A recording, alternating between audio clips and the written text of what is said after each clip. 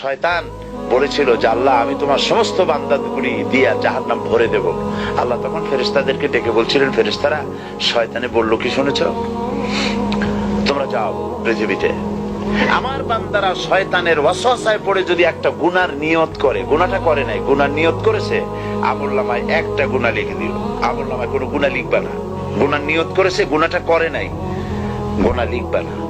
যখন গুনাহটা করে ফেলবে তখন একটা গুনার জন্য একটা গুনাহই লিখো, আর যদি তওবা করে তা আমি মাফ করে দেব।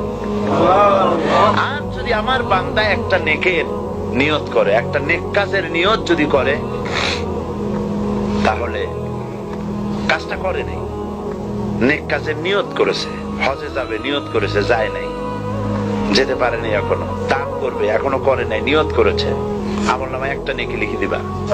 আর যখন নেকের কাজটা করা হবে তখন 10টা গ্রেস মার্ক লাগাই দিবা, 10 গুণ বাড়াই দিবা।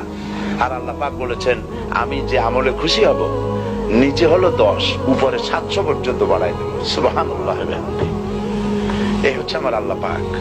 তিনি কিয়ামতের দিন বিচারে অত্যন্ত কঠোর হবেন। কোন পয়গম্বরের ছেলে, কোন পয়গম্বরের স্ত্রী, কোন পয়গম্বরের বাপ, এটা আল্লাহ দেখার কোনো জরুরত নেই।